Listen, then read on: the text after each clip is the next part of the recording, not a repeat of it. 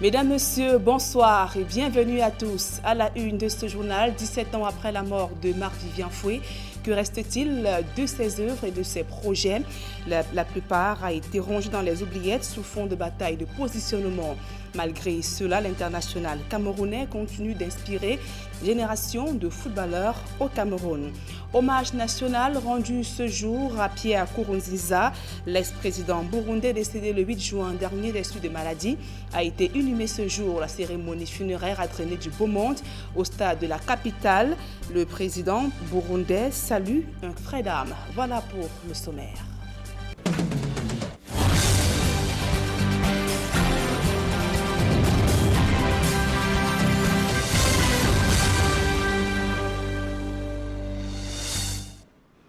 Mesdames, Messieurs, une fois encore, bonsoir et merci d'honorer ce rendez-vous de l'information sur Equinox Télévision. En ouverture de ce journal, évoquons les malheurs de Wilfried Siewé. Vous vous souvenez certainement de ce compatriote de passage au Cameroun en février 2019 pour ses vacances, mis aux arrêts à Yaoundé, puis incarcéré à la prison centrale de Kondengui à Yaoundé au moment où il devait bénéficier de l'arrêt des poursuites judiciaires. Les émeutes enregistrées au sein de ce pénitencier l'ont plongé dans une tourmente. Ses avocats appellent à sa libération. D'autres précisions dans ce reportage de Guizoro. Wilfried Siewé, un jeune Camerouno-allemand résidant en Allemagne, vit un véritable calvaire depuis quelques mois lorsque son séjour au Cameroun en 2019, arrivé pratiquement à son terme, a pris un tour inattendu. Le 18 février, il devait rentrer sur l'Allemagne. Mais dans la journée, il s'est employé à faire certaines photos pour immortaliser leur voyage. Il a ainsi filmé la cathédrale de Yaoundé, la poste centrale, et il est monté au niveau du palais de justice qu'il a voulu filmer. Malheureusement pour lui, le même jour passait en audience l'affaire de M. Kamto.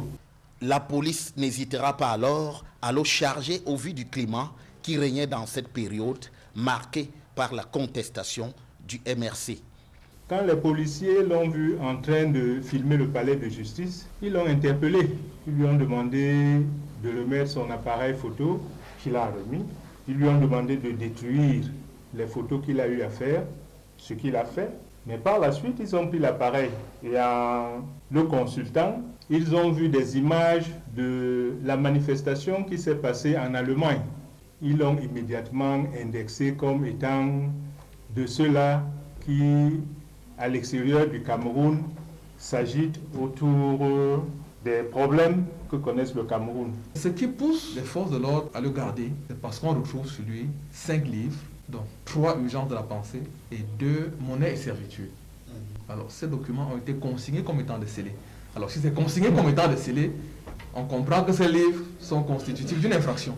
Écroué à la prison de Kondengui, renvoyé aux assises devant le tribunal militaire, l'infortuné allait heureusement bénéficier de l'arrêt des poursuites décidé par le chef de l'État. Mais pas pour longtemps, puisque sa vie allait à nouveau se transformer en cauchemar, suite aux émeutes des prisonniers à Kondengui. Nous, ces conseils, nous avons formulé une demande de rabattement du délibéré. On a vu le président du tribunal, mais fort curieusement, le juge est passé outre. Le juge n'a jamais voulu rabattre le délibéré et le juge a condamné Siewé. Et il a condamné sévèrement parce qu'il est de ceux-là qui ont eu les plus lourdes peines. Siewé a eu 3 ans. Après avoir sollicité un renvoi de son affaire, il sera pourtant jugé en son absence et condamné. L'injustice est très éphémère. L'injustice a très peu d'amis. Or, la justice est perpétuelle et durable. Ce qui est arrivé à Siewé arrivera à quelqu'un d'autre demain. L'une des choses sur lesquelles nous allons plancher, c'est que la justice soit vraie. La justice doit demeurer juste. Le juge n'est pas obligé de condamner. Aujourd'hui, les avocats de ce Camerounais, marié et père de 2 enfants, ont porté l'affaire devant la cour d'appel du centre, de laquelle ils espèrent obtenir sa remise en liberté. Surtout, ils appellent à se montrer sensibles au sort de Wilfried Siewé ainsi qu'à ce que la justice triomphe. L'occasion nous est vraiment donnée de sensibiliser et les juridictions et même le public sur le cas de ce Camerounais qui aujourd'hui a perdu son emploi parce qu'il est ingénieur, il travaillait à Siemens. Siemens, a rompu son contrat en avril 2020 parce qu'il ne pouvait pas continuer à attendre indéfiniment. Une issue qui pourrait redonner du sourire à Wilfried Siwe, dont la petite famille est dans le désarroi actuellement en Allemagne. Et loin des couloirs de la justice, ouvrons le chapitre consacré à la lutte contre la pandémie du coronavirus au Cameroun, où des grincements de dents se font déjà ressentir. Quelques jours seulement après le lancement du dépistage massif des populations dans la région de l'Ouest Cameroun, elle déplore l'absence de communication autour de cette opération. Du coup, bon nombre d'entre elles ignorent les actions menées jusqu'ici pour lutter contre la progression de cette maladie dans cette partie du pays. D'autres précisions dans ce reportage de l'Éclair Sakem. Les chiffres au sujet des cas de contamination au coronavirus au Cameroun n'arrêtent pas de grimper. La stratégie pour traquer les cas suspects au sein des communautés finalement mise sur pied par les autorités sanitaires porte des fruits, même si elle reste ignorée par bon nombre de Camerounais dans la région de l'Ouest. Nous, on n'a pas été au courant de la campagne qui a été organisée dans la ville, mais on espère qu'à la prochaine campagne, qu'il y aura suffisamment, peut-être beaucoup de tests pour que les gens puissent se faire dépister. Nous n'avons pas été au courant de cette campagne de dépistage rapide, mais tout au moins nous sommes encore en attente parce qu'on a vraiment besoin de ces tests de dépistage rapide. Mais pour les prochains cas, nous souhaitons qu'une large diffusion de communication soit faite pour que les populations puissent être suffisamment informées. Dans cette partie du pays, les districts de santé sont à pied d'œuvre à travers l'organisation des campagnes de dépistage gratuits pour les personnes présentant des symptômes précis, écoulement nasal, fièvre, difficultés respiratoires, mal de tête entre autres. L'opération dans le district de santé de Tchon a déjà permis de détecter 28 cas positifs sur les plus de 150 tests effectués. Dans le district de santé de Tchon, nous sommes à un total de 59 personnes testées positives avec 5 guéris. 5 guéris, ça veut dire qu'il reste 54 cas actifs. Bon, maintenant, depuis la rentrée scolaire, la délégation régionale nous a approvisionné en tests de diagnostic rapide, une quantité de 150. Nous avons lancé une mini-campagne. À l'issue de cette mini-campagne, on a fini les 150 tests et on a été obligé de prendre les tests de routine qui étaient là, 50, pour y ajouter, ça faisait 200. Donc sur un échantillonnage de 200 personnes testées, on a eu 28 positifs. Dans le Konki, l'engouement n'est pas le même. L'on déplore également le stock réduit du nombre de tests disponibles. Une semaine et quelques jours que nous avons été dotés de tests rapides. Et à ce jour, nous sommes déjà à 10 patients que nous avons pu tester ici chez nous. Et sur les 10 patients, nous avons eu 2 cas positifs. La région de l'Ouest, selon les récentes statistiques, comptabilise à ce jour 625 cas positifs pour un nombre de guéris tout aussi considérable et des dizaines de décès. Raison valable pour les communautés de ne pas baisser la garde quant aux opérations de sensibilisation à l'instar de Bayanga. On ne peut changer la vie avec rien. Donc chacun fait attention pour sa vie. Il faut seulement qu'on continue à sensibiliser. En zone rurale, nous sommes pratiquement tous des agriculteurs. Nous passons beaucoup plus de temps au champ. S'il faut parler d'hygiène à notre niveau, ça ne sera pas le gel hydroalcoolique. Parce que tu ne peux pas sortir tes mains de la terre pour mettre le gel hydroalcoolique et manger par exemple. Quand tu sors la main de la terre, tu as besoin de te laver les mains. Et la moindre des choses, c'est de laver les mains avec du savon. Et la région de l'Est Cameroun avoisine les 800 cas de coronavirus. Et pour stopper l'avancée du virus dans les communautés, des volontaires ont été formés. Ils ont pour mission de désinfecter les lieux publics, mais aussi de lutter contre la stigmatisation des malades. Le reportage de Benjamin Issam. Ils sont 70 volontaires communautaires issus des districts de santé sensibles de Bertoua et d'Abombang. Comme des pandores, ils devront stopper l'avancée du Covid-19 dans les communautés. C'est des volontaires qu'on va former pour pouvoir mener les actions de décontamination et de désinfection. Ça permet que les communautés se sentent plus responsables parce que le ministère de la Santé ne peut pas faire tout seul. Vous comprenez bien qu'on a un souci avec les ressources humaines et il est important que dans le cadre de la décentralisation, que cette décentralisation aille jusqu'aux communautés. C'est un projet novateur qui vise à identifier et à former ces volontaires hygiénistes dans la désinfection des lieux publics et la sensibilisation des populations. En faisant la désinfection, mais aussi en faisant une lutte avec une approche communautaire pour que la communauté puisse s'approprier la lutte et en faisant également la promotion des mesures barrières qui pour nous constituent le facteur essentiel de la lutte contre la maladie. L'entrée en scène des volontaires hygiénistes survient au moment où la région sanitaire de l'Est compte près de 800 cas d'infection au Covid-19. Il s'agit donc de lutter contre la stigmatisation sur le terrain. Il y a une sorte de stigmatisation au niveau sur le terrain. Et nous comptons sur ces hygiénistes pour s'approprier les rudiments ici, les éléments qui peuvent les permettre de convaincre, étant sur le terrain, non seulement sur la sensibilisation, mais sur la désinfection des espaces publics. Parce que vous savez, quand on désinfecte, quand on essaye d'apporter de réduire au maximum les risques de contamination, on est sûr que nos populations seront en santé. Des volontaires hygiénistes formés pour agir dans les communautés aux côtés des responsables de santé pendant 3 mois. C'est un bon point dans l'auto-responsabilisation de la communauté en ces temps de Covid-19. Toujours dans ce chapitre santé, le centre médical d'arrondissement de Kiossi n'a pas bonne mine en dehors des coupures intempestives d'électricité qui plombent le fonctionnement de ces structures sanitaires. Il y a le plateau technique et les infrastructures d'accueil, notamment les lits d'hospitalisation, sont dans un piteux état. Une situation préoccupante pour cette formation sanitaire qui, du fait du coronavirus, a vu son taux de fréquentation drastiquement baisser. Le reportage de Marcelin Gansop et Emmanuel Job. Situé à cheval entre les frontières du Gabon et de la Guinée équatoriale, le centre médical d'arrondissement de Kiossi n'a pas bonne mine. L'état de certaines infrastructures d'accueil et du plateau technique laisse à désirer et se passe de tout commentaire. Si nous avons une chaîne de foi vraiment stabilisée au niveau de notre formation sanitaire, nous pourrons éventuellement avoir aussi une ambulance médicalisée pour souvent évacuer tous les cas que nous retenons ici au niveau du district. Ici, le groupe électrogène tourne en permanence. C'est que la ville de Kiossi est alimentée entre 15h et 5h du matin. Le reste du temps, l'hôpital se débrouille.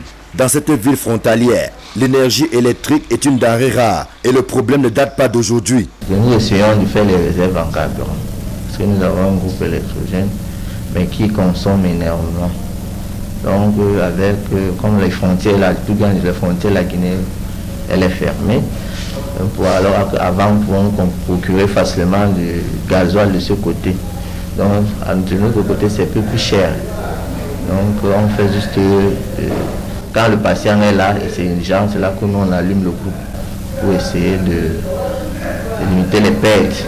Au fond de la lutte contre la pandémie de l'heure, le centre médical d'arrondissement de Kiossi ne cesse de voir ses recettes chuter. C'est que les patients hésitent à venir se faire soigner, de peur de croiser le chemin du coronavirus, alors même qu'une autre pandémie, celle du VIH, fait des ravages dans cette ville frontalière. Et nous avons essayé de mettre les agents communautaires pour plus sensibiliser nos populations, parce que si nous ne sensibilisons pas, à part le Covid-19, il y a d'autres pathologies. Donc, le palud grave, les anémies sévères, les typhoïdes, et puis ici, dans la zone frontalière, il y a beaucoup de maladies liées au VIH. Les patients ne peuvent pas rester 1 mois sans prendre leurs médicaments. Donc nous avons sensibilisé la population pour qu'ils viennent à l'hôpital. Maintenant, s'il y a un cas suspect, on les prélève et on les signale. Et on les met en quarantaine. Et puis la quarantaine, c'est 14 jours. Avec 2 médecins et un 3e qui n'a pas encore pris service, le centre médical d'arrondissement de Kiossi essaie tant bien que mal de soulager les souffrances des populations. Le bâtiment a reçu un coup de neuf qui séduit de l'extérieur. Mais les salles d'hospitalisation et le plateau technique ont également besoin de la même attention. Les pouvoirs publics sont interpellés. Tout autre chose à présent, à quelques jours du concours d'entrée en 6e dans les écoles, les dernières consignes sont données aux élèves non seulement sur le respect des mesures barrières, mais également des techniques pour mieux affronter les épreuves écrites qui démarrent lundi prochain. Le reportage de Georges Mitterrandam, Isabelle Carole Zopet. Le congé imposé aux élèves en raison du coronavirus a un impact sur la préparation des examens. Quelles sont les matières qui te font peur? Il y a seulement le problème et calcul rapide. Forte en calcul rapide, mais si faible en problème. Mais le mec a dit, si je vois le problème qui me fait facile, je travaille ça. Et quand je finis de travailler ça, je rentre sur le qui me fait dur. Tu vas en vacances au village et ton oncle te demande où est située ton école. Complète le test suivant. Région du... Alors que le concours d'entrée en 6e est prévu pour le mardi 30 juin 2020, les enseignants, quelques semaines après la reprise des cours, préparent psychologiquement les tout petits devant affronter l'entrée au secondaire. On doit porter le 4 mai. La même fois particulièrement. Oui. Avec de l'eau coulante et pas encore. Oui. Et puis, ça va. Un exercice qui permet aux candidats d'affronter aisément les épreuves le jour J. Ici, au concours d'entrée en 6e, l'enfant doit être courageux. Oui. Ne pas avoir peur de suivre, puisque les maîtres ne seront pas avec eux. Les bêtes noires, c'est le problème. Le problème est le calcul rapide. C'est la matière qui réduit beaucoup plus. Donc, il doit être concentré. Relire l'épreuve au moins 5 fois. Il faut lire, relire et relire. À force de relire, on va s'imprégner, on va mieux percevoir l'épreuve. À l'école publique d'Akwa à Douala, la direction rassure que tout est fin prêt pour le déroulement harmonieux du concours d'entrée en 6e. En effet, ici à l'école publique d'Akwa Groupe 4, nous sommes en train de sensibiliser nos jeunes élèves à propos du concours qui aura mardi. Oui, comme vous-même vous venez de nous trouver, tout à l'heure, voilà le plaquet de récépissé que j'ai montré aux enfants qui viendront récupérer le mardi. La pandémie qui secoue le Cameroun et d'autres pays impose le respect des mesures barrières durant le déroulement des épreuves. En fait de société, après la saisie de 29 sacs de cannabis ici à Douala, les forces de l'ordre ont procédé à la destruction de ces stupéfiants. Ce vendredi, c'était en présence du procureur du tribunal près du tribunal de grande instance de Douala-Bonandio. Il faut préciser que la région du littoral fait face depuis quelques années à la recrudescence des grands réseaux de trafic de stupéfiants. Les chantiers de réhabilitation de la voirie urbaine de Douala, des voies d'accès, ainsi que l'occupation des emprises retardent l'achèvement des travaux. C'est le constat fait hier par le ministre de l'Habitat. Célestine Ketcha-Koutez a fait le tour de tous les chantiers en perspective de la CAN 2021. Le reportage de Raoul Taboufoué et de Jean-Paul Chouniat. De Douala, où la mobilité urbaine demeure un casse-tête quotidien pour les usagers de la route vacant à leurs occupations. La ministre du Développement urbain et de l'Habitat est sur les différents chantiers d'assainissement et de réhabilitation des routes et voies secondaires. L'une des voies principales la plus attendue, c'est le tronçon entrée UIG de PK8, reliant l'axe de Koti, zone industrielle Douala-Bassa. Célestine Ketcha-Kourtes fait le tour pour apprécier l'état d'avancement des travaux. Je suis heureuse que pour la plupart de ces chantiers, nous sommes quasiment à 100%. Seuls quelques problèmes de libération d'emprise restent pour une ou deux voies, avancées à près de 85%. Une fois achevés, les usagers pourront partir de PK8 pour la mairie de Douala 3e, sans subir la galère des embouteillages du bouillant Carrefour de Koti. Un autre axe qui fluidifierait la circulation, c'est la route Kotolok-Pom. Des travaux additionnels de construction ne figuraient pas sur le contrat initial du dit marché. The rehabilitation, we are almost above 90%, and then the remaining works now is just the new project, which was not in the initial project. The envelope too, the initial contract has to increase because there are supplementary works, because we are living from rehabilitation to a new construction, so it increases the amount. Une fois que ce sera fait, ces voies-là seront achevées et les projets Planut budget spécial du chef de l'État de janvier seront bouclés. Arrivée à Douala le mardi 23 juin courant en fin de soirée, la ministre Célestine Ketcha-Courtez a entamé sa tournée par le complexe sportif de Japoma pour voir de près la qualité de l'éclairage public des voies d'accès et les parkings d'un stade censé abriter la CAN 2021 de football dans 6 mois. Et toujours dans ce chapitre, du côté de Yaoundé, le stade Omnisport d'Olembe est réalisé à près de 85%. Précision donnée au ministre des Sports par l'entreprise McGill Construction. L'entreprise chargée de la construction des travaux promet de livrer le chantier en novembre 2020. Mais à regarder certains compartiments sur le terrain, l'on est encore loin du compte. D'autres précisions avec Aïe Cyril et Élisée Borba. Sur le site de construction du stade Omnisport d'Olembe à Yaoundé, le ministre des Sports et de l'Éducation physique note une avancée dans l'exécution des travaux. Les travaux évoluent à un bon rythme et dans la mesure où il reste un certain pourcentage de travaux à réaliser, nous encourageons fermement l'entreprise McGill à appuyer davantage le pied sur l'accélérateur, accroître le rythme. Selon le ministre des Sports, qui passe en revue les différents compartiments du stade, coronavirus a eu des effets sur les travaux dont le taux de réalisation à ce jour est de 85%. Avec l'ouverture progressive des frontières, les travaux devraient connaître un coup d'accélérateur. Maintenant qu'il y a une espèce d'embellie dans le ciel au proprement figuré, dans la mesure où des équipes étaient bloquées à l'étranger, compte tenu des restrictions liées aux fermetures de frontières. Maintenant que ces restrictions sont levées progressivement, nous voulons encourager l'entreprise McGill à aller de l'avant. Si la pelouse, les sièges et la toiture sont d'ores et déjà posés, reste encore le revêtement extérieur.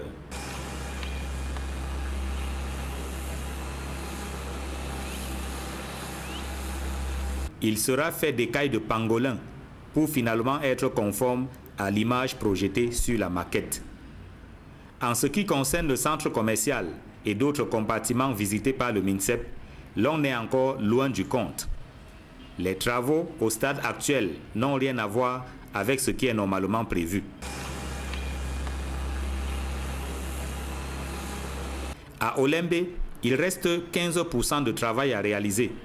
Eneo et Kamwata promettent de régler leur part du contrat dans les tout prochains jours, tandis que McGill annonce la fin du chantier en novembre 2020.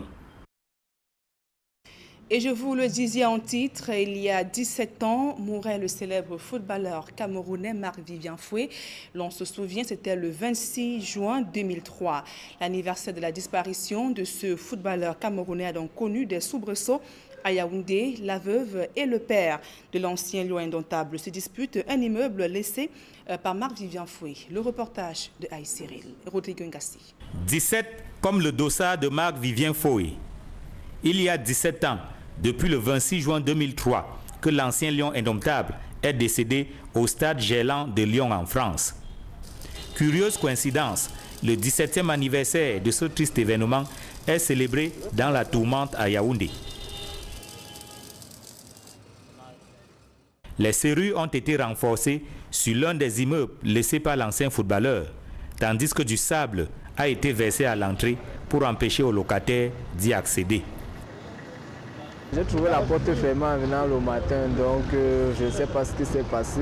J'ai juste trouvé du gravier versé devant les bureaux et les portes soudées, donc je ne sais pas, mais nous sommes là, nous attendons la suite. Nous les locataires, nous on a juste nos bureaux et on attend juste la suite. Auteur de ce grabuge, la veuve Marie-Louise Foué affirme qu'elle en a assez de laisser son beau-père jouir des biens de son défunt mari. Elle veut désormais rentrer dans ses droits. Je suis en train de revendiquer les droits de mes enfants. Mes enfants ont eu un père qui a travaillé pour qu'ils soient à l'aise. Je suis allée jusqu'à la Cour suprême avec mes ex-beaux-parents. Depuis 2015, j'ai une décision de la Cour suprême qui permet à mes enfants d'avoir les droits de tout ce que leur père a laissé. Mais il m'est impossible de faire exécuter ces droits. Malgré la décision de justice que la veuve dit tenir, mais dont nous n'avons pu avoir copie, les locataires reconnaissent plutôt le père de l'ancien footballeur comme bailleur. En tant que locataire de cet immeuble, nous reconnaissons M. Fo Amougou. Nous n'avons eu aucun acte légal venant de sa part ou un de ses conseils permettant à ce qu'elle puisse se présenter aujourd'hui comme la légitime bailleresse, encore moins poser des actes aussi frauduleux. La bataille juridique entre la veuve et sa belle famille dure depuis 17 ans.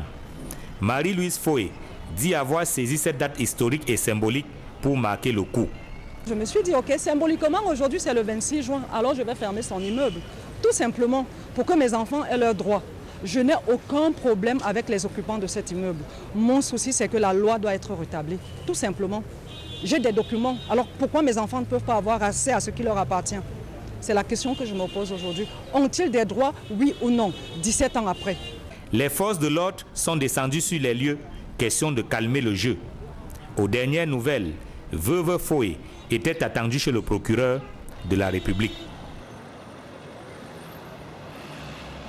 Et ce jour à Yaoundé ont débuté les obsèques de l'honorable Joseph Mbandam qui a entamé son dernier voyage. La levée du corps a eu lieu ce jour à Yaoundé. Décédé le 13 avril dernier des suites de maladie, l'ex-député militant de la première heure du SIF sera inhumé ce samedi. Il a eu droit à des hommages de ses collègues députés, amis ainsi que connaissances. D'autres précisions dans ce reportage de Guizogo. Moment de forte émotion à Yaoundé, au domicile de l'honorable Joseph Mbandam, décédé récemment et dont les obsèques sont en cours. À l'arrivée de la dépouille, c'est la tristesse qui se lit sur les visages et les pleurs se font entendre.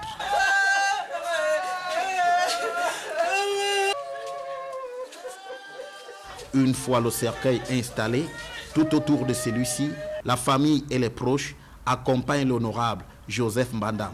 Son épouse, bien que peinée, élève une prière en affirmant sa foi en ce que le Tout-Puissant apporte d'autres joies à sa famille après le décès de son époux. My Lord and my God, this has been the greatest shock in my life. My God, my Lord, we give you all the honor, we give you all the thanks. We'll continue to glorify your name. We'll keep praising your name. We'll live with you in all the days of our life. Father, he has disappeared that new things may appear in Jesus' mighty name. Amen. He has disappeared that what we have lost will be restored in Jesus' mighty name. Amen. Présent en nombre pour cette figure du SDF, ses camarades pleurent la perte d'un acteur emblématique de leur parti. Mbandam pour nous constitue une bibliothèque parce qu'il était le conseiller juridique national de notre formation politique. C'était lui qui nous réfléchissait à tout moment lorsqu'on avait des problèmes avec les statuts du parti. Connu pour être l'un des plus capés du SDF, Joseph Mbandam est salué par les siens pour son entraînement. C'est Mbandam qui était au four au moulin. Dans des situations les plus critiques, c'est lui qui nous ramenait la paix dans la maison. Aujourd'hui, nous venons pour le garder. Au nom du chairman Nidjon Fundi, nous ne pouvons que présenter nos condoléances les plus attristées à la famille biologique de l'honorable Mbandam. En définitive, sa famille le crédite d'un parcours exemplaire. Mbandam pour nous, c'est le militant qui a connu les moments de braise, c'est-à-dire les années 90 jusqu'à aujourd'hui. Mbandam a été toujours au front. Je me rappelle les positions que Mbandam a toujours eu à adopter au niveau du Parlement. Mbandam a mené d'un bon combat. L'honorable Joseph Mbandam sera inhumé à Yaoundé ce samedi. Il tire donc sa révérence, entouré de l'affection de sa famille et de la reconnaissance de ses camarades du SDF. Et au Burundi, hors de nos frontières, un hommage national a été rendu ce vendredi à Pierre Nkurunziza, l'ex-président décédé le 8 juin dernier des suites de maladie. La cérémonie funéraire a drainé du beau monde et le nouveau président a salué un frère d'armes. Il faut préciser que Pierre Nkurunziza quitte la scène après 15 années passées au pouvoir. Cédric Chouna, Julien Berthe-Bissaï. Un convoi funéraire sous forte protection militaire et policière conduit la dépouille de l'ancien président burundais de l'hôpital du cinquantenaire de Karuzi au stade Ingoma, la capitale administrative du pays. Au milieu de cette foule immense, figurent des proches, dignitaires, hauts gradés de l'armée et membres du corps diplomatique, vêtus pour la plupart en noir et blanc pour marquer l'occasion. Chants et lamentations en langue locale sont interprétés en la mémoire de l'illustre disparu. L'ancien président Pierre Nkurunziza sera inhumé dans un monument récemment construit pour les héros du pays. En République démocratique du Congo, l'épidémie d'Ebola a pris fin.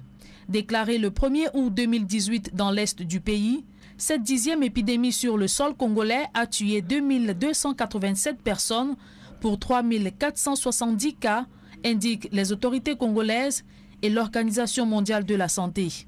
Au Niger, 9 humanitaires ont été enlevés dans le village de Bossé-Bangou, à proximité de la frontière avec le Burkina Faso. En mission de recensement des populations du village en vue d'une aide alimentaire, ces agents ont été pris à partie par une vingtaine de djihadistes, selon les autorités locales. Cependant, en Côte d'Ivoire, des équipes de sauvetage et nettoyage sont à pied d'œuvre dans la ville d'Abidjan, après des inondations meurtrières. La semaine dernière, 16 personnes décédaient toujours à Abidjan après de fortes pluies diluviennes ayant provoqué des coulées de boue. C'est avec ce reportage que nous mettons un terme à cette édition d'information sur Equinox Télévision. Dans un instant, le débrief du journal avec Serge Alain autour et ses invités sur le plateau d'Equinox Soir. Serge Alain. Voilà, 26 juin 2003 au stade de Gerland à Lyon s'écroulait le milieu de terrain Dossard numéro 17. Marc-Vivien Fouet, 26 juin 2020. La veuve Marie-Louise Fouet a choisi cette date pour bloquer l'accès à l'immeuble Fouet que les habitants de Yaoundé connaissent, qui se situe au carrefour Eligé-Sono.